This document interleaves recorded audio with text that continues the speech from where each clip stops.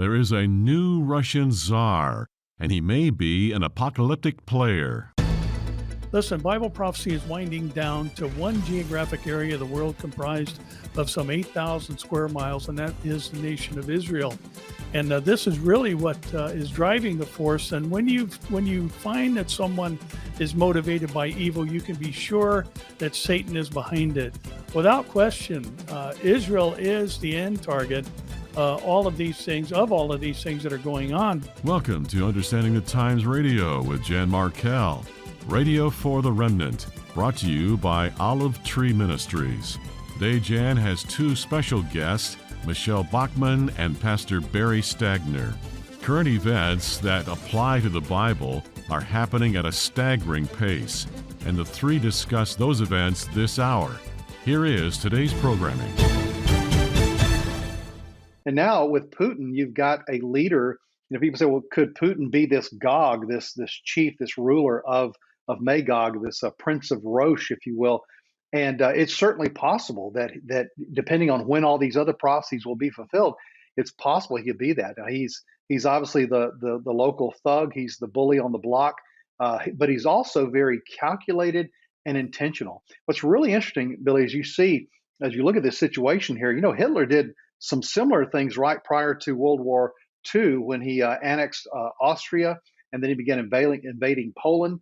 Well, Putin's really done the same thing. In 2004, he annexed Crimea without hardly a shot fired, and now he's moving in like Hitler did with Poland with more military force. And so it's almost like he's Hitler 2.0. He's coming in there and modeling himself after this world takeover. And of course, it's been many, many decades since that happened. So sometimes people have a short memory, but whether he is the Gog of Ezekiel 38, or as Mark Hitchcock says, he's more Gog-esque, he could be just someone who's setting up Russia to position them to be able to make that invasion at a future date, and another ruler in Russia comes in. We don't really know. Thank you, Jeff Kinley, for that introductory clip. The Bible calls the last days perilous, and watching scenes out of Ukraine the last 2 to 3 weeks, and we're seeing those perilous times escalate. Evil is escalating, watching heart-wrenching scenes. Just a thought or two before I bring on my guest, because the Russian bear has always been wicked, but now it's sort of as if Mr. Putin is almost possessed. He's showing aggression not seen in decades, and observers say he has somehow transformed recently into ultimate evil. With the images playing out in front of us, I think that is fairly obvious. The conflict in Ukraine, I believe it's an end-time turning point. It's much more than just wars and rumors of wars predicted in the Bible for the end of days, and it obviously further destabilizing the world, a world that is already groaning, fearful, and weary. Sometimes I wonder, is it 1942 again, or are we really in 2022? And then watching refugees on the run, having left everything behind. The strong and particularly bullies always want to destroy the weak. Well, the globalist cabal must keep stirring things up with pandemics, with wars, with economic peril, with uncertainty, and more. And to reset their New World Order plan, the world must be riddled with confusion and with chaos. So, where's it going? And things are changing quickly. I say this, and then I'm going to bring on my guest here, but I wanted to make this statement. When tyrants say they're going to act, please believe them. When Russia says it will strike, we need to believe them. When China says it will go after Taiwan, believe them. When Iran says it will get nukes and eventually try to go after Israel, believe them. And when the world lacks a leader and America is weak in the White House, this is all accelerated. So I want to consider this. I want to consider the political, biblical, and prophetic issue of the Middle East and what's happening with Russia and more. I have two guests for the hour. Michelle Bachman will join me with part one of my programming. She is Dean of the Robertson School of Government, Regent University. Part two of my programming will be Pastor Barry Stagner. But Michelle, welcome to the program. Thank you so much, Jan. Big topic. Yeah, Vladimir Putin, he's really not a globalist. He's really a nationalist. And yet some say the globalists are behind this incursion into Ukraine. As a matter of fact, a Ukrainian member of parliament says, quote, "We are not only fighting for Ukraine, we are fighting for the New World Order." Give me your perspective. I think we also need to recognize that Vladimir Putin was also one of the alumni of the Global Yeah. Young Leaders that came through the World Economic Forum. It's interesting. I urge your listeners to go to the Global Young Leader portion of the World Economic Forum website. There's over 1,400 alumni in people who are at the top positions in finance, in media, in government, practically every area that are gatekeepers in our life, including cultural and entertainment. And it's interesting to see who some of these characters are. We see that with Putin, that he is one of them. But there's also, for instance, a journalist in Ukraine who also was one of these young global leaders. And she's been actively calling for the United States and the European Union to get engaged in establishing a no-fly zone over Ukraine. We saw it just recently in Canada with Prime Minister Trudeau and the Deputy Prime Minister, Christina Freeland, and half of the cabinet of Canada, all of whom are graduates of the World Economic Forum Young Global Leader Program. It's almost as though a go button was pushed, because the main event that is happening in the world today is the destruction of Western democracies in the world. It is the rise of global authoritarianism, and it is the stripping away of civil liberties of the citizenry. That's a mouthful, but that's exactly what's happening. We already have nations that are authoritarian: China, Russia, the 57 Muslim nations, all of the other dictatorships. They're already authoritarian. What isn't authoritarian were the Western democracies. Yes. But now what we're seeing happening at exactly the same time, some through the pretense of COVID, through authoritarian measures that were taken,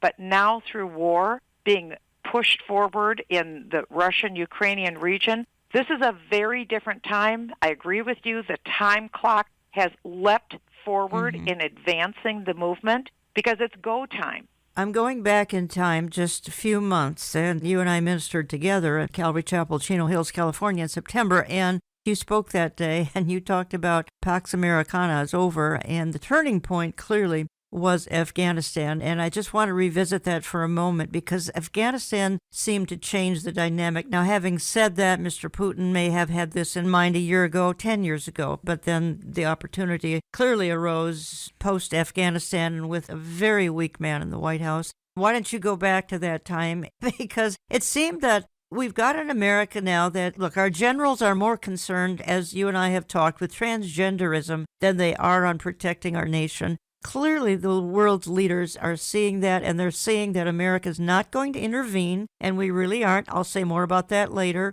But Afghanistan seemed to be a major turning point. It is a major turning point, but you have to go back prior to that, to the election of 2020. It was absolutely imperative to those who believe in a global governance system, which the World Economic Forum has made their top agenda. It was imperative that Donald Trump not have a second term in office.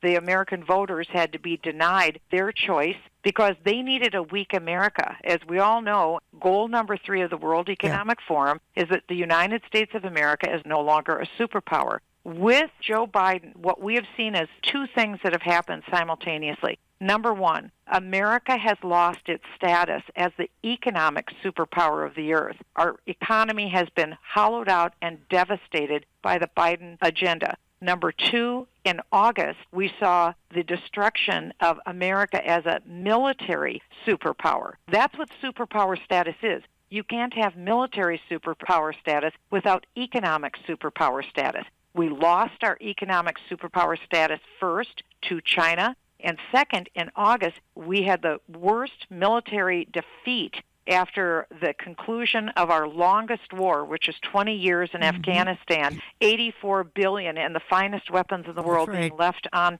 the ground. But also, we spent $2 trillion between Iraq and Afghanistan. Those resources that we built up, that is now in China's purview and also in the purview of other bad actors in that region. When we had this terrible defeat in August, was anyone fired? Was there any reform of our military? Was there any review? There was absolutely nothing. It was celebrated. It was a victory. It was a victory from Joe Biden. That's right. It's a part of the delusion, and it's like there is an iron curtain that has descended willfully from our mainstream media, the tech media, So people in the United States and across the world are unable to get the truth anymore about what's happening in our world. But the fact is, 2021 was an extremely terrible year for America because we lost our superpower status. And because we were a superpower, we enforced globally what is known as Pax Americana.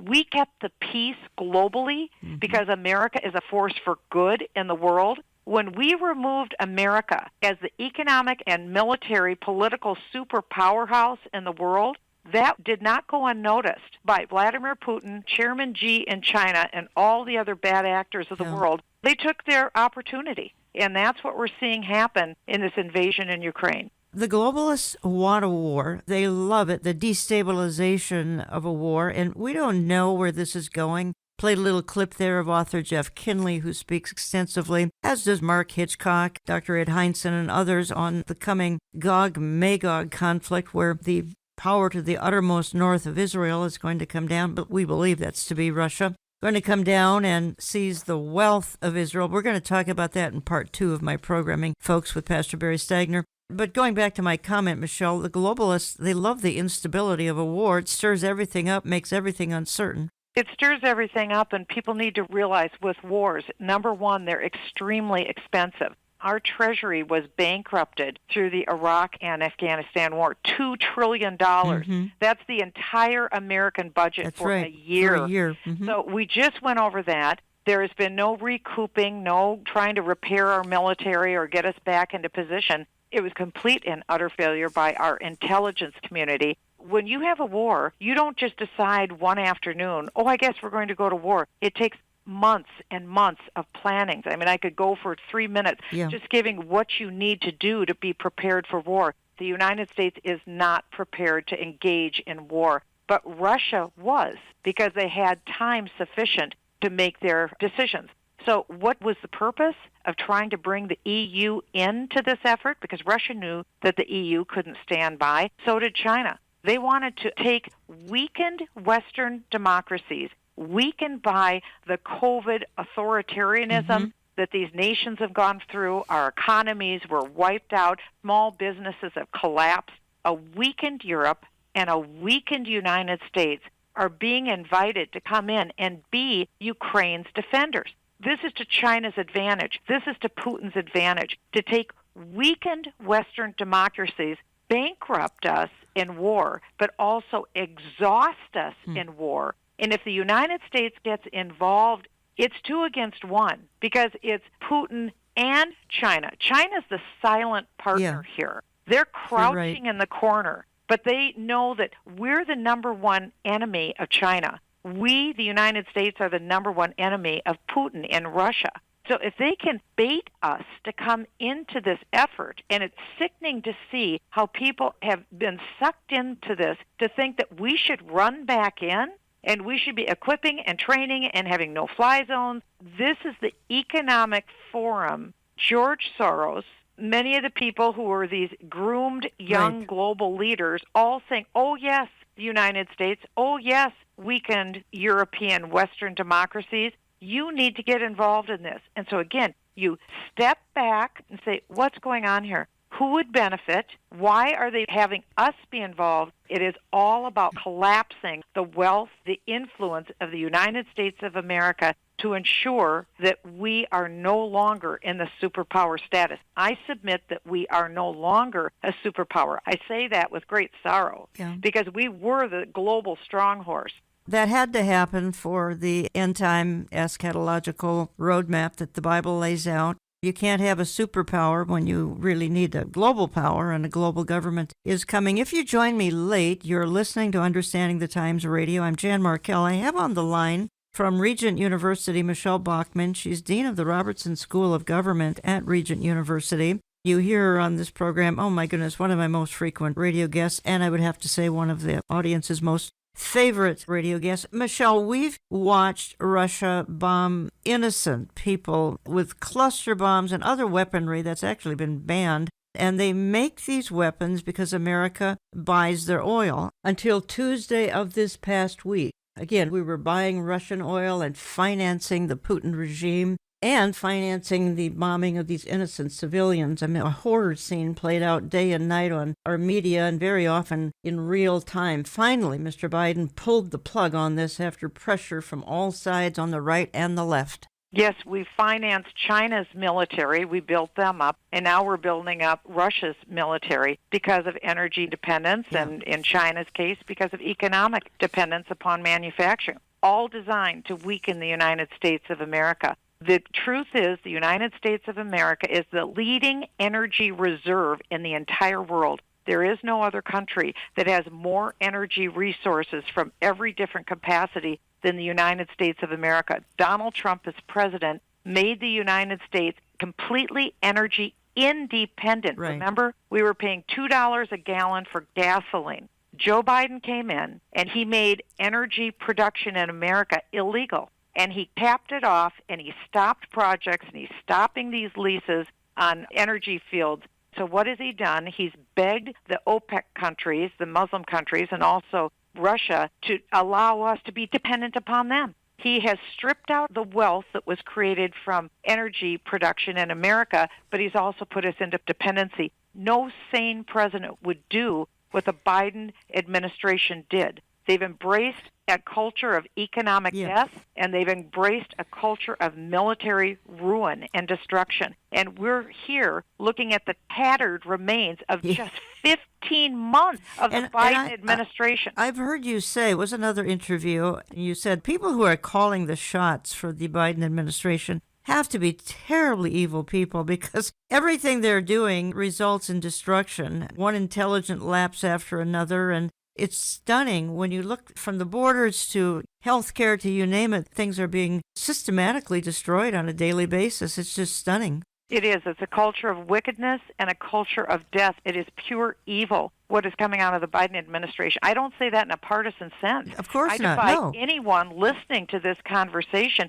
to point to even one policy that has built up America or benefited the American people. We were literally having our greatest days under Donald Trump. We were breaking stock market records every day. African Americans had the best life they'd ever had economically. The same with Hispanics under Donald Trump. Now under Joe Biden, we are looking at 2 years of lockdowns, 2 years of breaking the backs of small business, which is 85% of the American economy. We are broken in ways that could take decades to build back. But if you look at what the Biden administration's goals are, they could care less that people are broke, sick, can't get what they need. Instead, what they're doing is continuing to run as fast as they can through the tape to destroy the United States of America before the midterms, because they know they have full power now through November. So they're putting every wicked policy in place that they can to take us down and to put us into a place of enslavement. That's where we are today.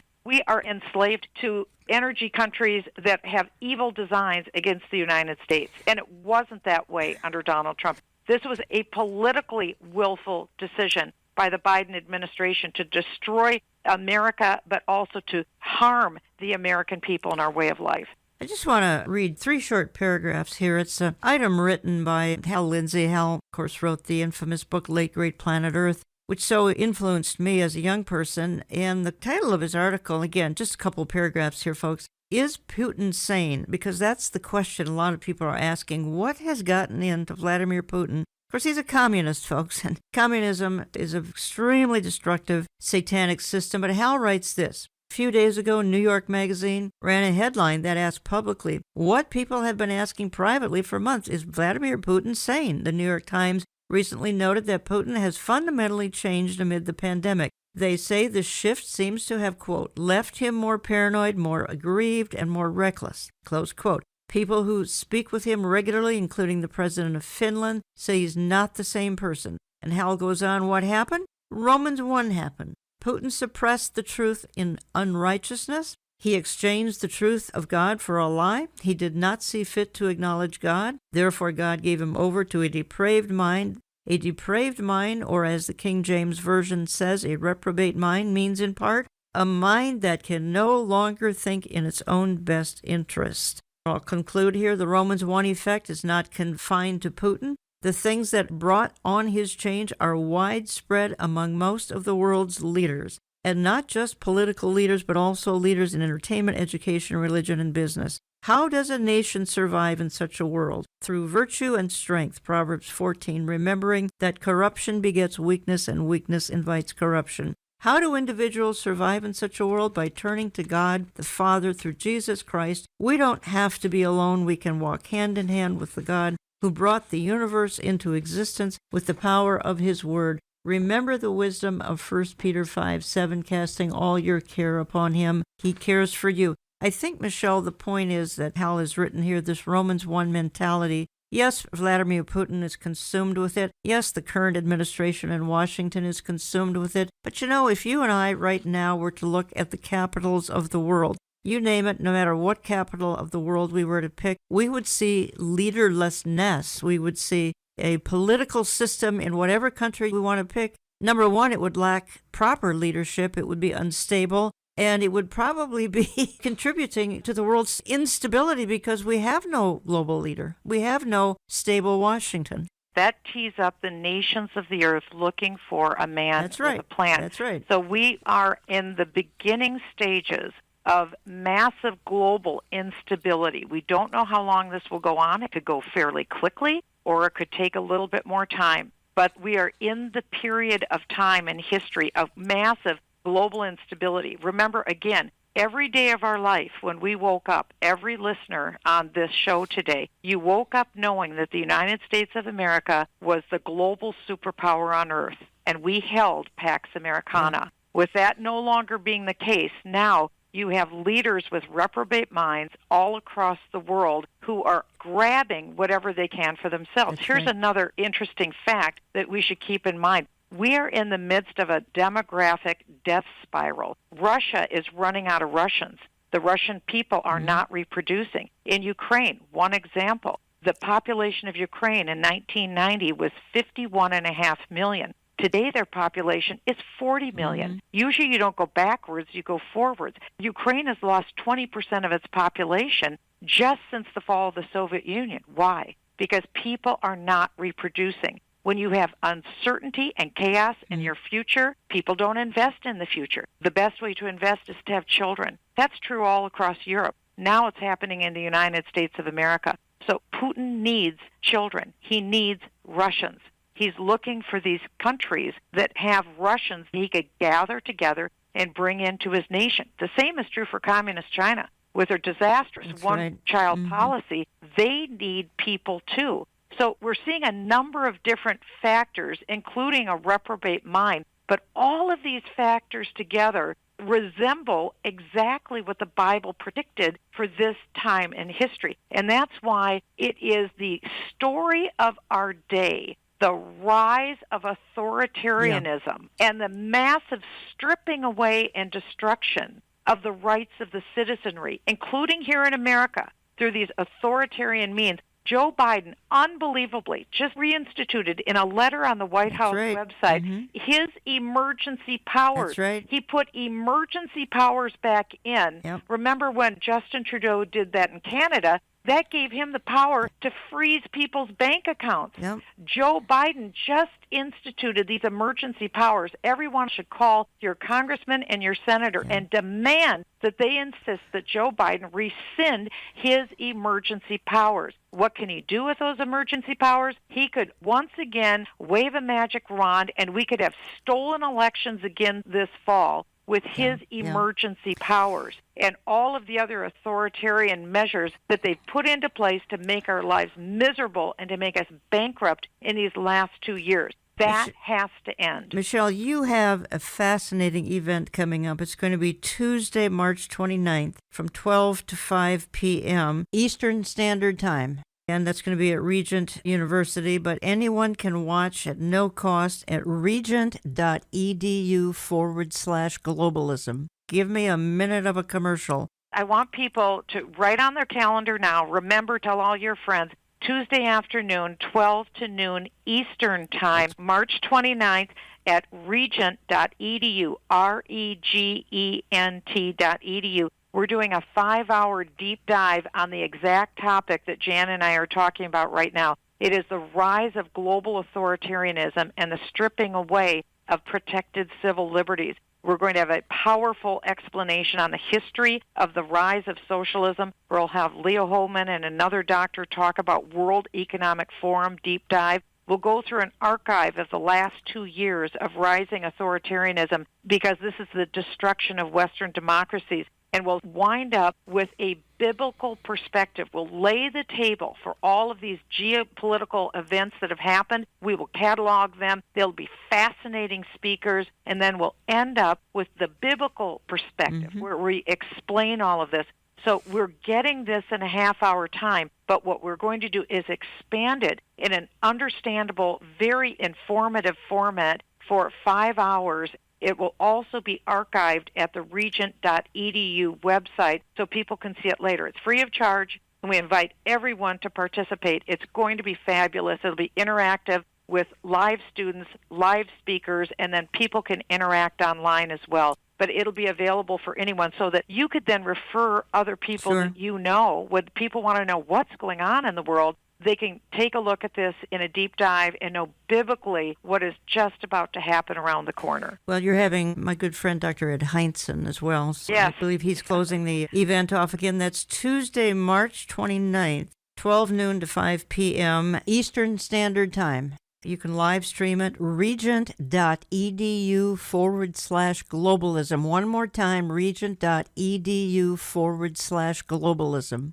And if you can't catch it that day, just look for the archived programming after Tuesday, March the 29th. Michelle, we set this little interview up very quickly, and that's because, well, I wanted your perspective. I've heard you in some other interviews, and I felt you were really nailing some of the issues that are so relevant for right now as we speak. The war in Eastern Europe, etc. And you're going to be here for a whole hour during the month of April. You'll be here in studio with me. Things will have further unfolded at that time so we can dig a little more deeply into things. But I thank you for giving up time. I know you're right there at Regent University as we speak. Thank you. And Maranatha. Come, Maranatha. Lord Jesus. Amen. When I come back, Pastor Barry Stagner joins me. We'll look a little more carefully at the biblical angle and the prophetic angle of what is happening in Eastern Europe. Where is it going? What's the time frame? We'll examine that and a lot more in my Part 2 programming. The focus may now be on Ukraine, but as Amir said and often says, and rightfully so,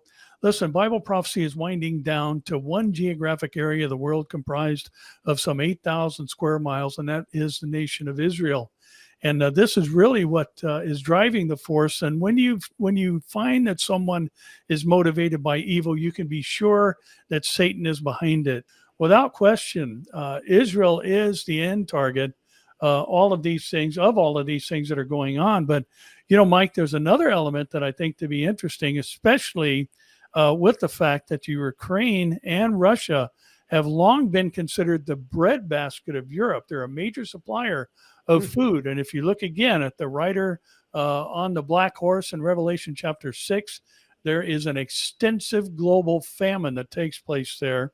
And the BBC just ran an article yesterday about the impact economically that the Ukraine invasion will have on the world. It says, number one, energy bills, petrol and plane ticket prices will jump, with Russia being the second biggest exporter of crude oil. Brent crude has already jumped to over $100. It rose in futures 60% in one day. A 60% in oil futures rise in one day. Says that food prices are going to be affected, and the ripple effects of the Russian invasion will hit shopping baskets around the world. Russia and Ukraine export 1/4 of the world's wheat products and half of the world's sunflower-based products, including sunflower oil. Investment markets are going to take a hit. The BBC article says, and it just goes on and on and on, with the economic impact, including cars being more expensive, Russia being one of the world's largest suppliers of metals used in car manufacturing, things such as nickel and other things that are used in the manufacture of cars. So, this is a big deal, and it potentially has prophetic implications that reach into the tribulation period. And as I said, this hook in the jaw, I think is very, very possible that the hook is in the mouth of Gog, and it's about to be set by the Lord, because it's the Lord that's going to draw them down from the north and create this invasion. And I think that's about to happen, because Satan and the Lord are about to throw down in battle during the tribulation period, and of course we know the Lord's going to win. So I think the prophetic implications of this are huge. And we need to be looking up. Our redemption is nigh, because the Antichrist can't rise to power until we're in the Father's house with Jesus. Welcome to part 2 of my programming. I'm going to bring on my guest for this segment in just a moment. I'm reading something from a pastor in Lviv in Ukraine, asking and thanking us for prayer. He says the rockets disappear in the air without reaching our homes, and no one knows where did they go. Enemy tanks run out of fuel. Russian troops get lost and ask our locals for food and for directions. That is definitely God, because we are dealing with the second strongest army in the world. Thank you for your prayers. Obviously, there are miracles going on, but also enormous destruction, devastation, and people hurting. Joining me now is Pastor Barry Stagner. You just heard a clip from him from an online presentation. He is senior pastor of Calvary Chapel, Tustin, California, and I have ministered with him for several years, sharing conferences and speaking at his proximity conference. He was to be at our Understanding the Times conference in 2020, which was canceled due to COVID restrictions at that time. Along with Amir Sarfati, Pastor Stagner and I do some online live prophecy updates. I'm continuing the theme of trying to understand just where Russia is going now that it has become a vicious bear and not a hibernating bear. Are its sights ultimately on the mountains of Israel, Ezekiel 38:8? I think so. Who joins in on that, and what is the timing of that war? Let me clarify again that the conflict in Ukraine is not Gog and Magog or the war of Ezekiel 38:39. Could it be leading to that? Absolutely, it could be. We're not saying it is, but it could be leading to that. Pastor Barry Stagner, welcome back to the program. Thank you so much, Jan. Always a privilege to be on with you. Just a couple of things here. Why don't we talk about the hook in the jaw? The hook that's going to bring down the enemies of Israel in Ezekiel 38:39, participants again. We know that to be Russia, Turkey, Iran, some North African nations. What do you think about the hook? I think the hook has some economic associations with it, because that is what the protesting nations of Sheba and Dedan are going to inquire the invading forces about the motivation. Have you come to take plunder and booty? Really, that's what we're seeing, the precursors to of what's going to be fulfilled during the tribulation. Jan, I think one thing that we always have to recognize is that the church isn't going to see any portion of the tribulation, but the mentality, the moral attitude cannot develop during the tribulation. The tribulation just isn't long enough. It has to be something that is brought into the tribulation period, and therefore there are precursors to the events that will reach their ultimate fulfillment during the tribulation. And because of the things we're seeing now, and the players that are involved, and the military engagement that we're now seeing, it is very possible that we are on the cusp of the twinkling of an eye experience the church will have, and the rider of the white horse in Revelation 6:1 coming out of the world scene, covenant in hand.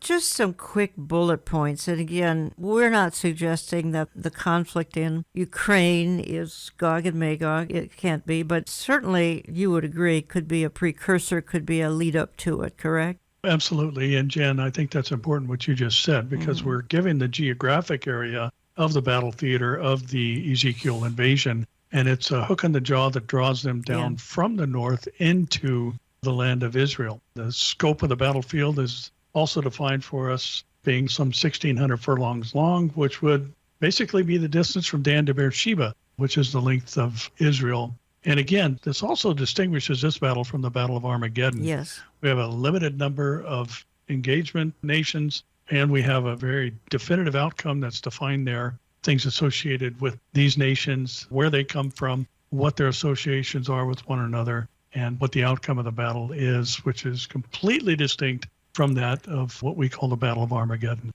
Yeah, this is not Gog and Magog, but some of the participants are very definitely engaged in the geographic regions, in part are represented in what's happening in Ukraine right now. It is significant. Ukraine is the breadbasket of the world, it's called. And if in fact it's going to be left in shambles, and we don't know that it is, The war is certainly weeks old, but it could end abruptly. I don't think that's going to happen. As a matter of fact, some are saying it could be a 10-year war. Well, we'll see. But if Ukraine is the breadbasket of the world, if in fact, Book of Revelation, we've got the four horsemen, one of them is talking about a famine during the tribulation. Ukraine and Russia export about a fourth of the world's wheat products. It seems like we're seeing the stage being set here. Well, we really are. And you pair that up with the other elements. There's interesting things, as we all know. There's so much nonsense out there in the media, so much conflicting information. We've been hearing about the fact that part of the motivation was to keep them from joining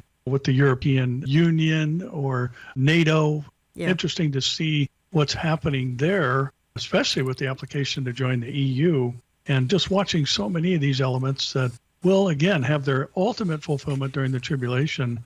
And the consequences or the ripple effect of this is, without question, going to be global, and it is going to impact all of us, especially at the place that is one of the most costly visits in day-to-day life right now, and that's to the gas station. So you look at Russia's need to feed the monster, so to speak, and it comes generally from the vast majority of their gross domestic product is related to energy. I'm going to play another clip here. It happens to be Jeff Kinley. And folks, I opened the program with a clip of Jeff, and he's being interviewed again because a lot of people are saying, is what's happening in Eastern Europe at this point somehow leading up to the invasion that Russia and a bunch of allies are going to be perpetrating on the nation of Israel. One of the big questions is, okay, well, where do people find Russia in Scripture? So let's start there. Is Russia in Scripture? And then let's talk about Ezekiel, because I know that's where you're going to go from here. But take us through that. Why Russia? Yeah, well, from a biblical perspective, anytime you have directions given in the Bible, then you always start with Israel being kind of the center or the navel, if you will, the center of the compass. And it speaks about these nations coming from the uttermost parts of the north. And of course, if you just drew a straight line north of Israel, you're going to land in the middle of Russia.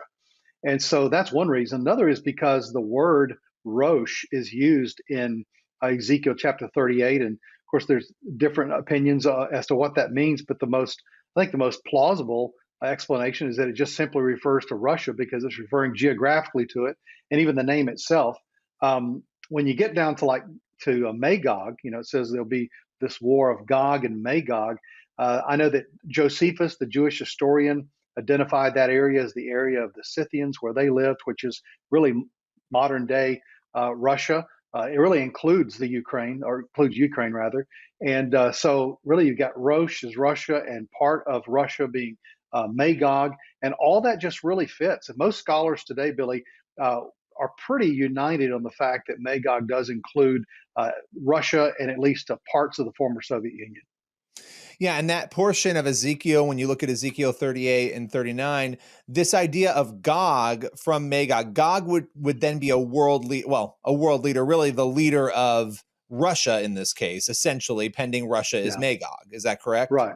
Yeah, so the word Gog just simply means chief or ruler or head. He's the kind of the top dog of the organization, if you will. And so, he would be identified as the leader. Barry Sanger, just some bullet points here based on Ezekiel 38:39. Israel, number one, is dwelling securely, likely only under the Antichrist. The context is the last days. The invasion comes from the uttermost north. It's an overwhelming invasion, and no one helps. Some nations sit on the sidelines and scold, but they don't get involved. God gets involved and allows Israel to win. Your thoughts on all of this? Then I want to ask you when you think the timing is. It's interesting. I appreciate what Pastor Jeff and Billy were saying. Let me just throw a little curveball in there. When you draw a line directly from Jerusalem north, on a flat map, you're going to go through Moscow. You go through the heart of Russia. But if you were to take a piece of thread and put it on top of a globe and run from Jerusalem to the North Pole, that line would go right through Ankara, Turkey. Here you've got these two major players, one being the former capital of the eastern leg of the Roman Empire. So no matter how you slice it, and I appreciate he mentioned the Rosh issue, whether that's a proper name or a noun, but either way, you've got two countries, no matter which you believe to be leading the charge. You draw a line to the North Pole, it goes through Ankara, Turkey, they're named. You draw a line due north on a flat map, and you're going to see Moscow involved. So to see these nations Russia with their economic motivations and wanting to control the flow of natural gas and petroleum products into Europe, and Turkey recently making these overtures towards reestablishing at least a conversational relationship with Israel. Behind the scenes, both are motivated by one thing, and that is the European natural gas market. But Jan, I think the outcome of this war, and possibly, and I want to just underscore that possibly, is that the Ezekiel war invasion starts before the rapture of the church. The rapture of the church takes place during that invasion period. And then the final element of it, because of how the outcome of the war is dictated and determined by God himself, for me, that puts that of necessity inside the tribulation period, because we're not living in a time of God responding with his direct wrath. People now today experience the consequential wrath of God, the universal law of sowing and reaping, but the direct wrath of God in the form of catastrophic events is limited to that Correct. 7-year tribulation period. Possibly it begins before the rapture happens after it starts, but the end game, I believe, would land somewhere inside the early portion of the tribulation. Many believe that Damascus, Syria, will be obliterated first. That's based on Isaiah 17:1. Some say, well, that happened in history. I don't know that it was ever left uninhabitable in history, but there is coming a time when it will be left uninhabitable. Some feel that's going to be an event that will actually trigger Ezekiel 38:39. What is your thought on that? I would agree with that. I think especially with the fact that we see multiple players from the Ezekiel war scenario now inside of Syria. There's a Russian military presence there. There's a Turkish military presence there. There's Iranian or the Persians who are militarily present there. Turkey has established relations with Libya and Sudan, who are the other two players in that 5-nation invasion. And what's on the news all the time? Damascus. Israel strikes near Damascus. I think it makes sense that this standalone prophecy, which I would say was not in the 7th century BC fulfilled by Sennacherib and his invading forces, simply because there's a Damascus today. Yes, exactly. Ceasing from being a city means exactly that. Exactly. It will never be a city again. That hasn't happened yet, even though there's been obviously attacks. You look at Jerusalem. How many times has it been invaded and overrun through the centuries? I think this standalone prophecy in Isaiah 17:1 is going to play a part, a motivating factor in that invasion of Israel in Ezekiel 38 and 39. If you just joined me, you're listening to Understanding the Times Radio. I'm Jan Markell. I have on the line from Southern California, Pastor Barry Stagner. You can learn much more at his website. He is pastor of Calvary Chapel, Tustin, California, cctustin.org, cctustin.org, if you want to ask him some questions. He's speaking and hosting various prophecy conferences around the country, frankly, around the world.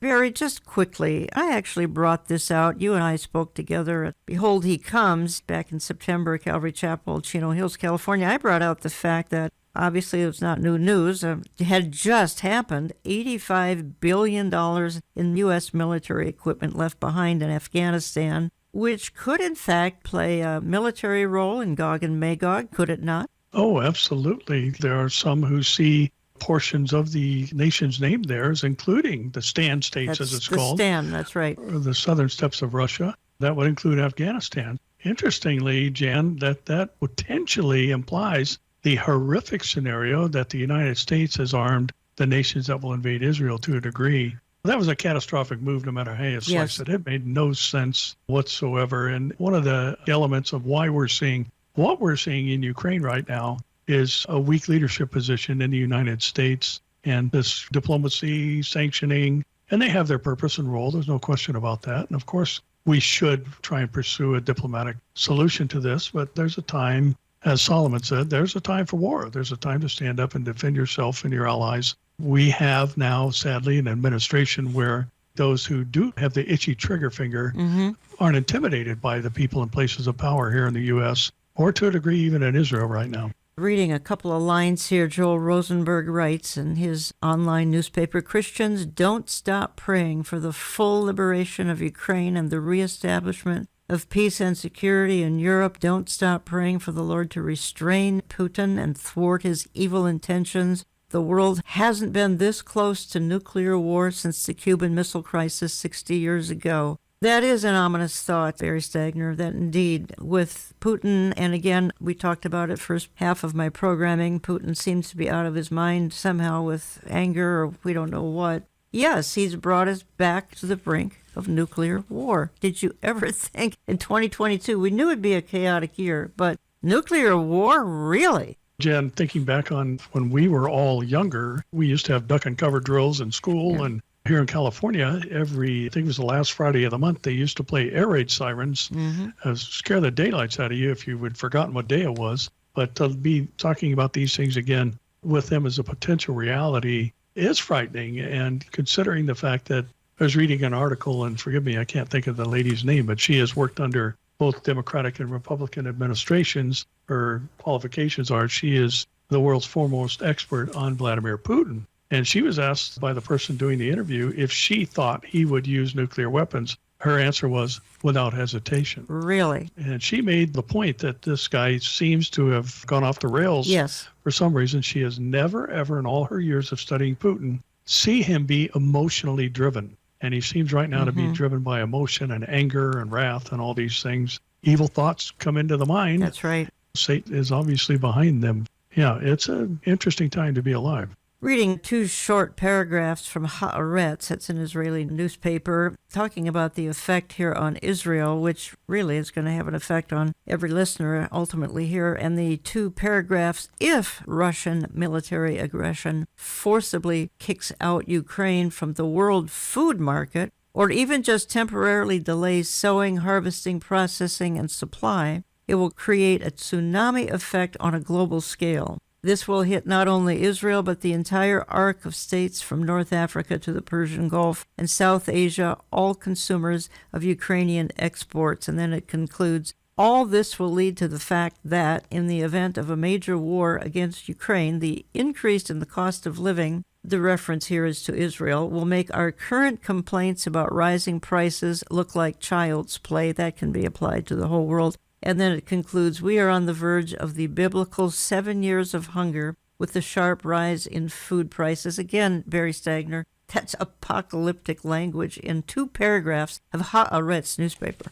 Yeah, and Israel's still looking for their Messiah. Looking at language like this coming out of Israel, and especially the mention of 7 years of famine and things that may be more traditional than biblical, but they know that there's a tough time coming, seeing that we seem to be on the cusp of it. It's curious to watch the tentacles on this thing spread out, the potential for the global famine. Ukraine, as we've talked about, being the breadbasket, and Russia as well, and all the elements of just the basic foodstuffs that come from there. When you parallel that with the wheat and barley of Revelation chapter 6, those are 2 major products that come out of Ukraine by name, wheat and barley. They're within the top 5 producers and exporters of both of those products. And basically Revelation 6 says those things will be in scarce supply and extremely expensive. And Jan, one of the other things I think that's so interesting about how all this is developing is we've seen the dysfunctional family of the EU become an operating family unit because of this.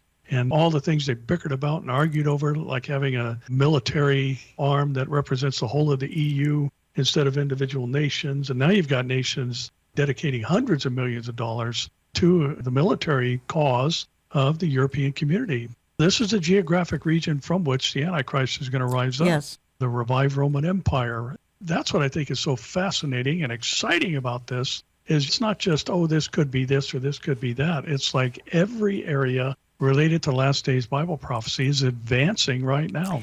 We need to be looking up. Thank you. Even the concept of the New World Order plays in here. I'm just playing a clip. It happens to be a Ukrainian member of parliament. And she's saying, look, we're fighting for the New World Order. For the rest of us that aren't Ukrainians, I think the world, quite frankly, Kira, is surprised by the will of the Ukrainian people to stand up and fight. Are you?